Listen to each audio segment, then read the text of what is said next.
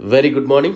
RRB NTPC 2024 9th October 2024 16th day మీ యొక్క target ఏంటో చూద్దాం. At the same time 15th day ఎంతవరకు చదివారో ఒకసారి మిమ్మల్ని కొన్ని క్వశ్చన్స్ వేస్తాను.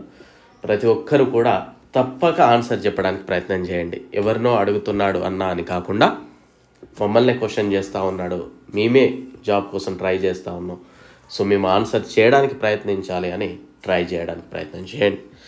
సో ఒకసారి మన యొక్క యాప్ లాస్ట్ బెంచెస్ అప్ అనే యాప్ని డౌన్లోడ్ చేసుకోండి. లింక్ డిస్క్రిప్షన్లో ఇచ్చాను. టెలిగ్రామ్ ఛానల్లో కూడా జాయిన్ అవ్వండి. దాని యొక్క లింక్ కూడా మీకు డిస్క్రిప్షన్లో అవైలబుల్ ఉంటుంది.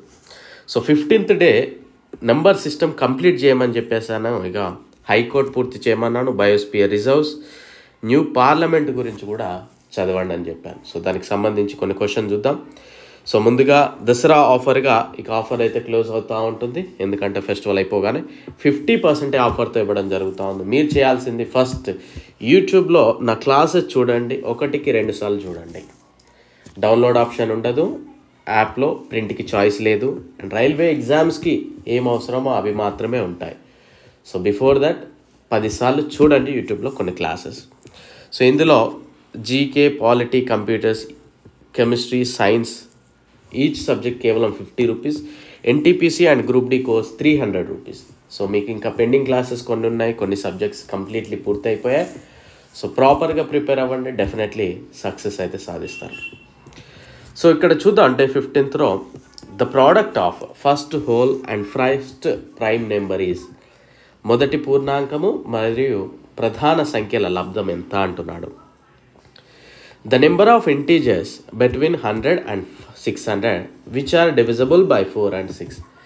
100 నుండి 600 మధ్యలో 4 మరియు 6 చే నిశేషంగా భాగించబడే సంఖ్యలు ఎన్ని అని క్వశ్చన్ వేశాడు.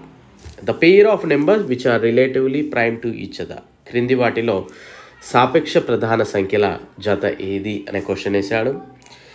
Next one, in a division, sum the divisor is 10 times the quotient and 5 times the remainder. If the remainder is 46, then find the dividend.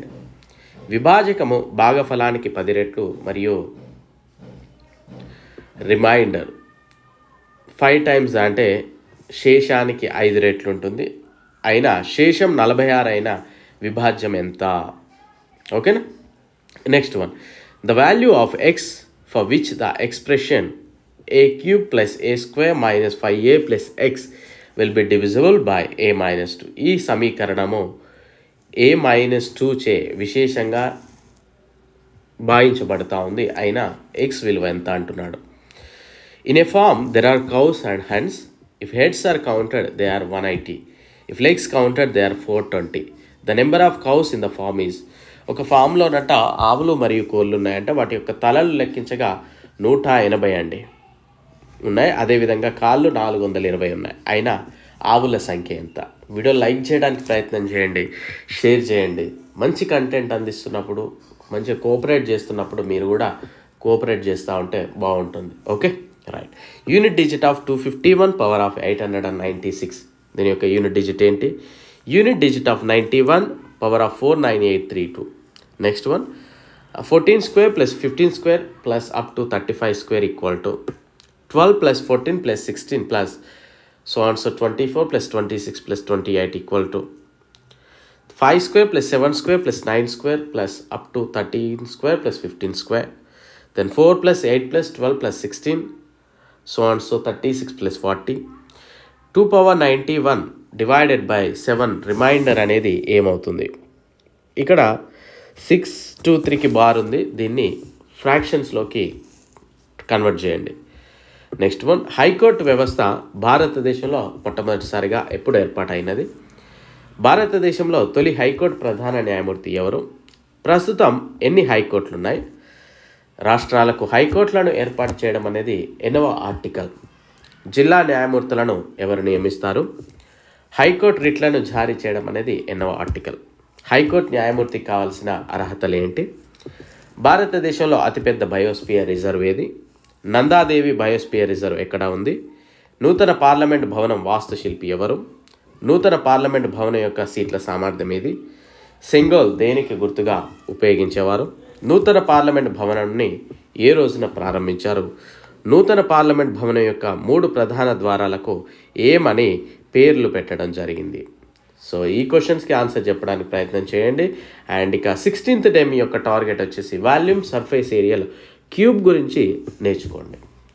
Volume అంటే ఏంటి, సర్ఫేస్ ఏరియా ఏంటి, అందులో total surface area, curved surface area, ఓ particular క్యూబ్ని melt చేసి ఇంకొక దాన్ని తయారు చేసినప్పుడు ఏ విధంగా తయారు చేస్తూ ఉంటారు, ఇలాంటి క్వశ్చన్స్ నేర్చుకోవడానికి ప్రయత్నం చేయండి. ట్రోపిక్ ఆఫ్ క్యాన్సర్, కర్కట రేఖ గురించి నేర్చుకోండి. బర్డ్ శాంచురీస్ నేర్చుకోండి. పొటెన్షియల్ ఎనర్జీ నేర్చుకోవడానికి ప్రయత్నం చేయండి. ఓకే, సో ఇవన్నీ కూడా మీరు ఈరోజు కంప్లీట్ చేయడానికి ప్రయత్నం చేయండి. అండ్ రేపు థర్స్డే, ఎల్లుండి ఫెస్టివల్ కదా, థర్స్డే అండ్ సాటర్డే. సో దాని గురించి కూడా మనం ఒకసారి చూద్దాం తర్వాత. సో ఇది ఈరోజుకు సంబంధించిన class. Thank you. I wish you very good luck.